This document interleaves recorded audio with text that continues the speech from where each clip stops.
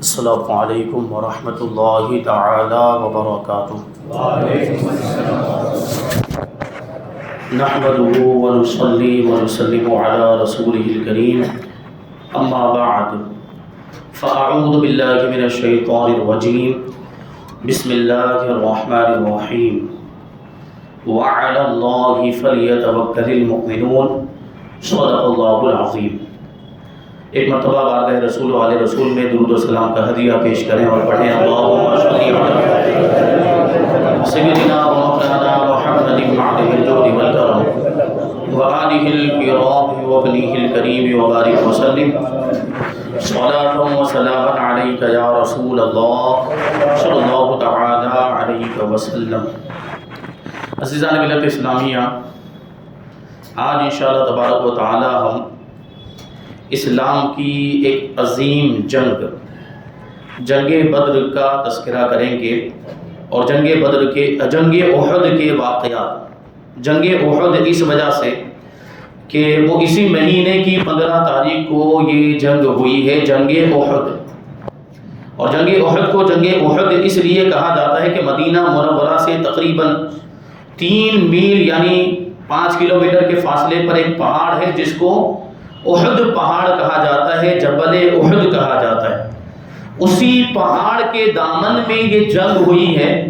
تو اسی پہاڑ کی طرف نسبت کرتے ہوئے اس جنگ کو جنگ احد کہا جاتا ہے۔ تو اسی مناسبت سے انشاءاللہ ہم تذکرہ کریں گے اور ہو سکتا ہے آئندہ جمعہ کو بھی یہ سلسلہ جاری رہے۔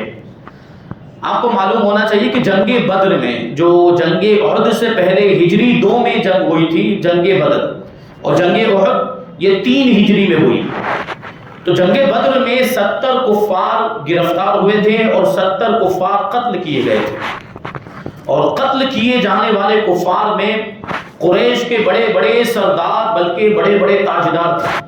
ابو جہل بھی تھا، اس میں جنگ بدر میں قتل کیا گیا۔ عتبہ شیبہ بھی جنگ بدر میں قتل کیے گئے۔ امیہ بن خلف بھی جنگ بدر میں، ایسے بڑے بڑے سردار جنگ بدر میں قتل کر دیے گئے۔ تو اس کی وجہ سے مکہ کا ہر گھر ماتم کدہ بنا ہوا تھا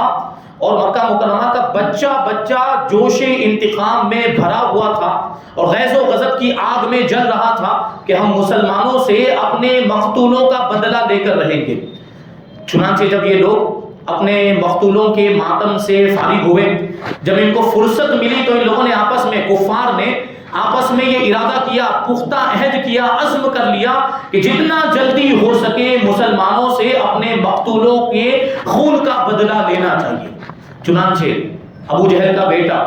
اکرمہ اور امیہ کا بیٹا صفوان اور وہ کفار قریش جن کے باپ، بھائی یا بیٹے جنگ بدر میں قتل کر دیے گئے تھے، یہ سب مل کر ابو سفیان کے پاس پہنچے۔ ابو سفیان اس وقت قریش کے سردار تھے، تو ان کے پاس پہنچے اور جا کر ان لوگوں نے یہ بات کہی کہ جنگ بدر میں مسلمانوں نے ہمارے بڑے بڑے سرداروں کو قتل کر دیا ہے، تو ہمیں ان کے خون کا بدلہ لینا چاہیے اور مسلمانوں سے اس کا انتقام لینا چاہیے۔ اس لیے اس سال جو بھی قریش کی مشترکہ تجارت ہے، جو ایک ساتھ میں سب مل کر تجارت کرتے ہیں، شرکت والی تجارت، اس کا جو بھی منافع ہو وہ جنگی طاقت کو مضبوط کرنے میں لگا دینا چاہیے اور پھر بھرپور تیاری کر کے اور اس رقم سے ہتھیار خرید کے، فوجی طاقت کو تیار کر کے، ایک بڑا لشکر تیار کر کے مدینہ منورہ پر حملہ کر دینا چاہیے اور معاذ اللہ بانی اسلام محمد رسول اللہ صلی اللہ علیہ وسلم اور مسلمانوں کو دنیا سے نیست و نابود کر دینا چاہیے۔ ان لوگوں نے،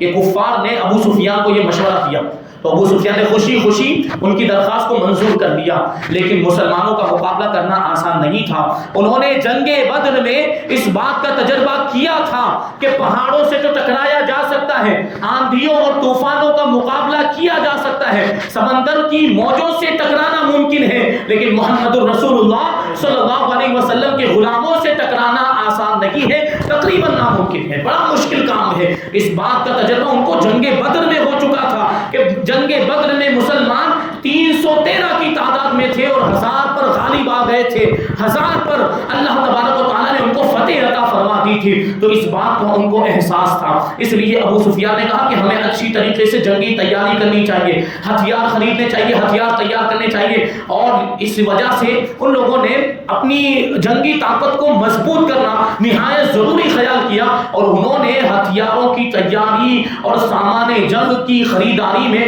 پانی کی طرح پیسہ بہایا اور بڑی مضبوط فوج ان لوگوں نے تیار کی، ہتھیار اور سامان جنگ۔ اور اس کے ساتھ ساتھ ان لوگوں نے کیا کیا، وہ بڑے بڑے شاعر جو عرب کے بڑے مشہور شاعر تھے، آتش بیانی میں اور سحر بیانی، جادو بیانی میں وہ شاعری کے ذریعے سے جوش پیدا کر دیتے تھے، ایسے بڑے بڑے شاعروں کو ان لوگوں نے منتخب کیا۔ اور ان شاعروں میں دو شاعر بڑے مشہور، عمرو جمحی اور مصافح، یہ دونوں شاعر اپنی آتش بیانی اور جادو بیانی میں شہرہ آفاق تھے، بڑے ہی مشہور تھے۔ اور ان لوگوں نے باقاعدہ دورہ کر کر کے جا کے عرب کے قبیلوں میں جوش انتقام بھر دیا اور بدلہ لینے کی آگ ان لوگوں نے پورے عرب کے اندر پھیلا دی۔ اب ہر گھر کے اندر ہر بچہ خون کا بدلہ، خون کے نعرے لگانے لگ گیا اور ہر کوئی مرنے مارنے کے لیے تیار ہو گیا۔ یہ شاعروں کا اس زمانے میں اتنا شاعری کا اثر ہوتا تھا، وہ شاعری کے نتیجے میں ان کے اندر وہ انتقام کا جذبہ پیدا ہو گیا، جس کے نتیجے میں بہت بڑی فوج جمع ہو گئی۔ آپ کو بتاؤں کفار کی فوج کی تعداد 3000 کا لشکر تھا، کفار کا 3000، اتنا بڑا لشکر ان لوگوں نے تیار کر لیا۔ اور صرف اتنا ہی نہیں، مرد ہی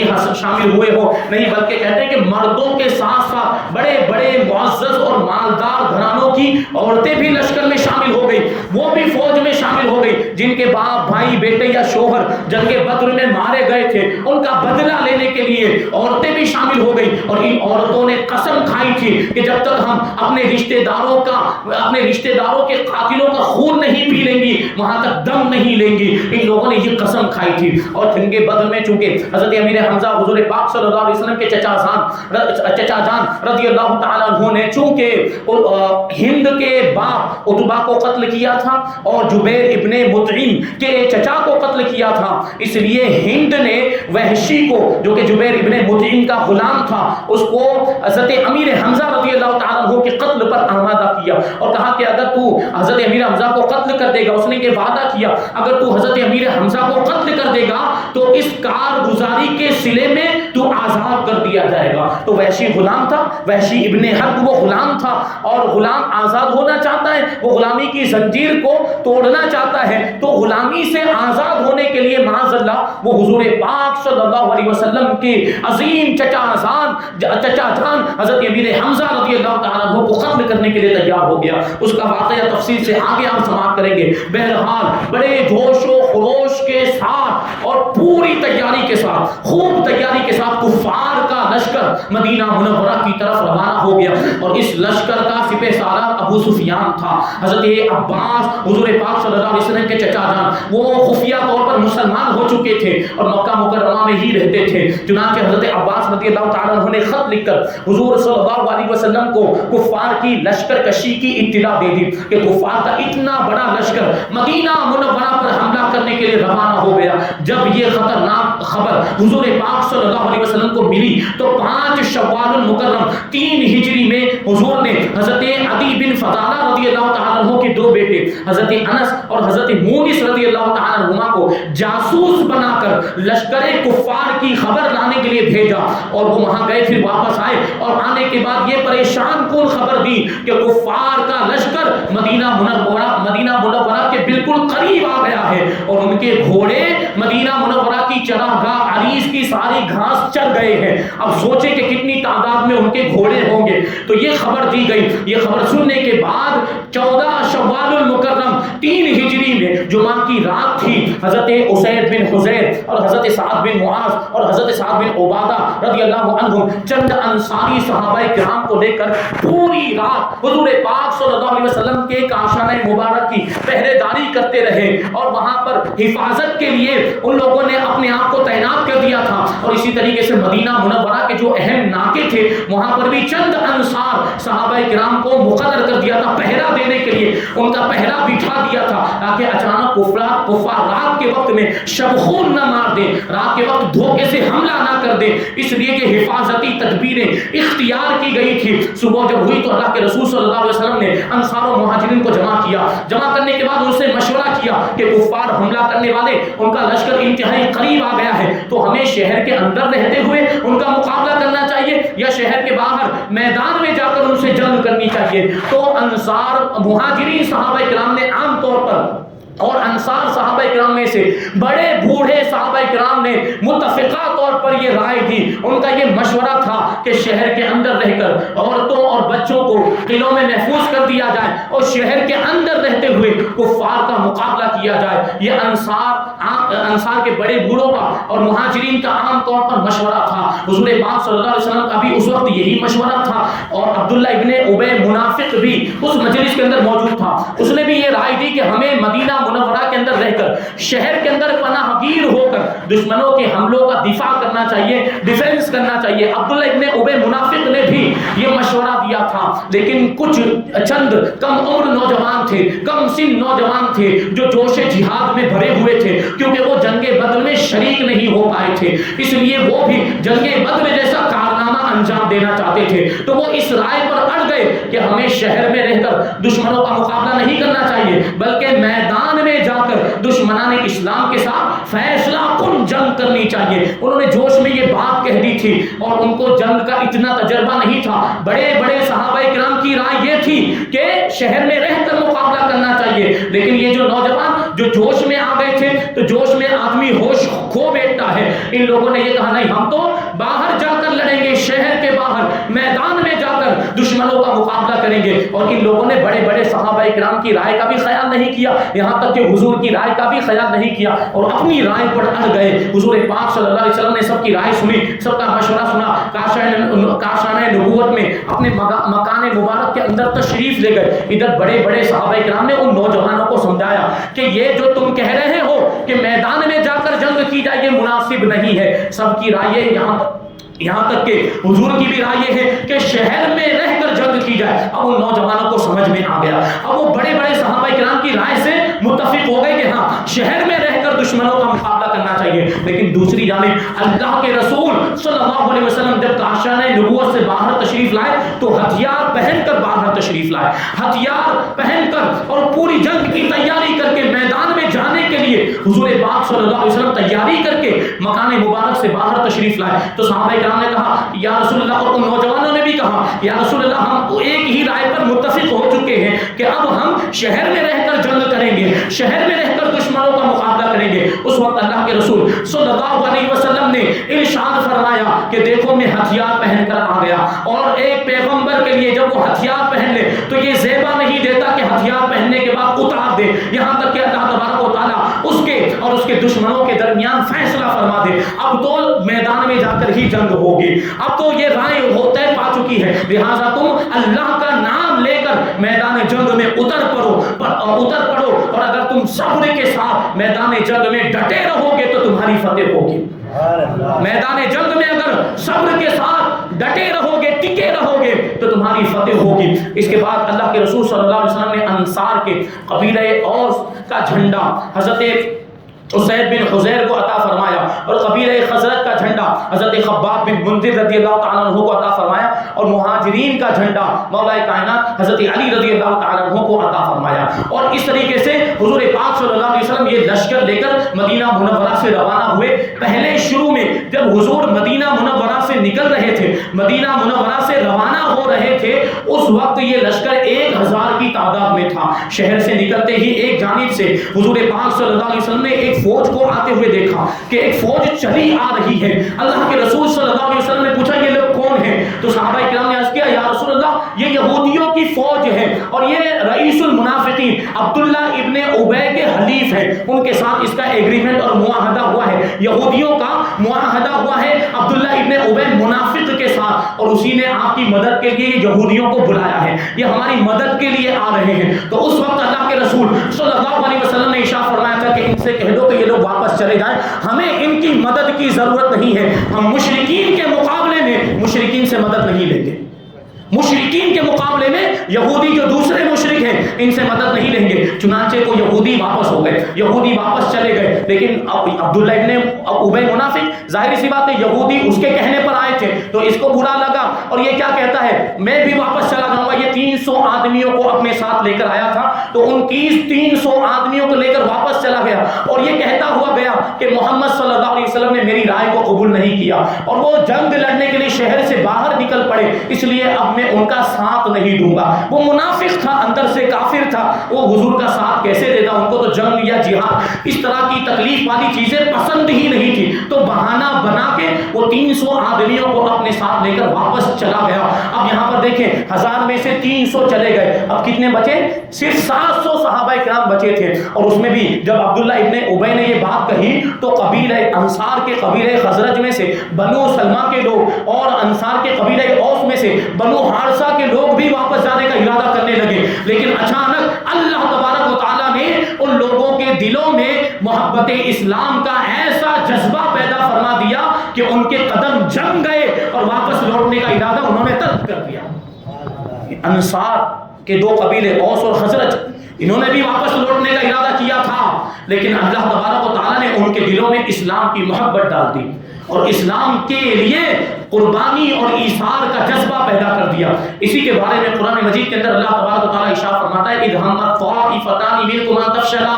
واللہ ولیہما وعلی اللہ فلیتوکل المؤمنون۔ یاد کرو جب تم میں سے دو گروہوں نے بزدلی کرنے کا ارادہ کیا تھا، نامردی کرنے کا ارادہ کیا، اور اللہ تبارک و تعالیٰ ان دونوں کو سنبھالنے والا ہے، یعنی اللہ تعالیٰ نے ان دونوں گروہوں کو سنبھال لیا، ان کے دلوں میں اسلام کی محبت ڈال دی، اور ایمان والوں کو اللہ ہی پر بھروسہ کرنا چاہیے۔ تو یہ بات ہوئی۔ اب دیکھیں وہ 300 لوگ تو چلے گئے تھے عبداللہ ابن ابی کے ساتھ، اب یہاں حضور کے ساتھ صرف 700 صحابہ کرام رہ گئے تھے، اور اس میں سے 100 صحابہ کرام زرہ پوش تھے، یعنی وہ لوہے کا لباس صرف 100 صحابہ کرام کے پاس تھا، جبکہ ان کے مقابلے میں کفار کا 3000 کا لشکر اشرار تھا، اور اس میں 700 کفار زرہ پوش، 700 کفار نے وہ لوہے کا لباس پہنا ہوا تھا، ان کے لشکر میں 200 گھوڑے تھے، 3000 اونٹ تھے، یہاں تک کہ 15 عورتیں بھی ان کے لشکر میں شامل ہو گئی تھی اپنے مردوں اپنے شوہروں کو جوش دلانے کے لیے۔ اس طریقے سے یہ کفار کا اتنا بڑا لشکر مدینہ منورہ پر حملہ کرنے کے لیے روانہ ہو گیا۔ حضور پاک صلی اللہ علیہ وسلم شہر سے باہر نکلے، شہر سے باہر نکلنے کے بعد اپنی فوج کا حضور نے معائنہ فرمایا، اور جو چھوٹے بچے تھے کم عمر بچے تھے حضور نے ان کو واپس کر دیا کہ چھوٹے بچوں کا ایسی خطرناک جنگ کے وقت کیا کام ہے، چھوٹے بچے کیا کر سکیں گے، تو چھوٹے بچوں کو واپس کیا جانے لگ گیا۔ اسی دوران حضرت رافع بن خدیج رضی اللہ تعالیٰ عنہ وہ بھی چھوٹے بچے تھے، وہ بھی کم عمر بچے تھے، اور انہوں نے دیکھا کہ چھوٹے بچوں کو باہر نکالا جا رہا ہے، چھوٹے بچوں کو لشکر سے باہر نکالا جا رہا ہے۔ ابھی آپ سوچیں کہ وہ چھوٹے بچے اللہ تبارک و تعالیٰ نے ان کو بھی کیسا جہاد کا جذبہ عطا فرمایا تھا۔ حضرت رافع بن خدیج چھوٹے سے بچے کم عمر بچے ہیں، لیکن جب آپ نے دیکھا کہ چھوٹے بچوں کو لشکر سے نکالا جا رہا ہے تو گھٹنوں کے بل تن کے ایسے کھڑے ہو گئے تاکہ آپ کا قد اونچا لگنے لگے، آپ بڑے لگنے لگے، اور آپ کی یہ ترکیب کام بھی آ گئی اور آپ کو لشکر میں شامل کر دیا گیا۔ یہ بچوں کا جوش جہاد تھا اس زمانے میں، ان کے اندر ایسا جہاد کا جذبہ بھرا ہوا تھا، تو حضرت رافع بن خدیج کو شامل کر لیا گیا۔ ایک دوسرے کم عمر صحابی تھے حضرت سمورہ رضی اللہ تعالیٰ عنہ، ان کو بھی بڑے صحابہ کرام نے کہا کہ آپ چھوٹے ہیں آپ واپس ہو جائیے۔ جب ان کو واپس کیا جانے لگا تو حضرت سمورہ رضی اللہ تعالیٰ عنہ نے کہا کہ رافع بن خدیج کو تو شامل کر لیا گیا، رافع بن خدیج اگر لشکر میں شامل ہونے کے حقدار ہے تو میں بھی لشکر میں شامل ہونے کا حقدار ہوں، کیونکہ میں رافع بن خدیج کو کشتی میں پچھاڑ دیا کرتا ہوں۔ اگر آپ کو یقین نہ آئے تو ہم دونوں کا مقابلہ کرا کر دیکھ لیجئے۔ چنانچہ حضرت رافع بن خدیج اور حضرت سمورہ رضی اللہ تعالیٰ عنہما کا مقابلہ کرایا گیا، کشتی کا مقابلہ کرایا گیا، اور واقعی حضرت سمورہ رضی اللہ تعالیٰ عنہ نے حضرت رافع بن خدیج کو زمین پر دے مارا، زمین پر پچھاڑ دیا، اور ان کے اس کارنامے کی وجہ سے حضرت سمورہ کو بھی لشکر میں شامل کر دیا۔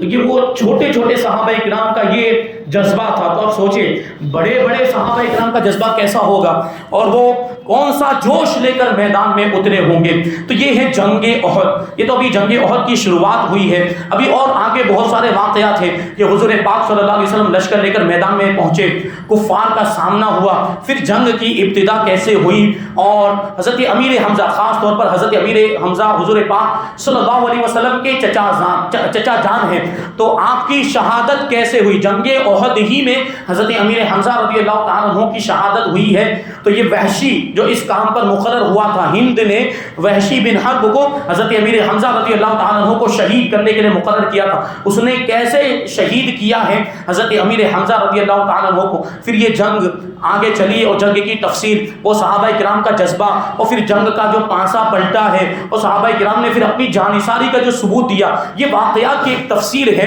انشاءاللہ تبارک و تعالی ہم تسلسل کے ساتھ اس کو بیان کرتے رہیں گے. اللہ تبارک و تعالیٰ کی بارگاہ میں دعا ہے کہ جو کچھ بھی بیان ہوا اس پر ہم سب کو عمل کرنے کی توفیق عطا فرمائے، اور صحابہ کرام جیسا جذبہ اور ایثار اور قربانی کا حوصلہ اللہ تبارک و تعالی ہم کو بھی عطا فرمائے، اور اسلام کے نام پر ہمیں اپنا سب کچھ قربان کرنے کی توفیق عطا فرمائے. وما علینا الا البلاغ.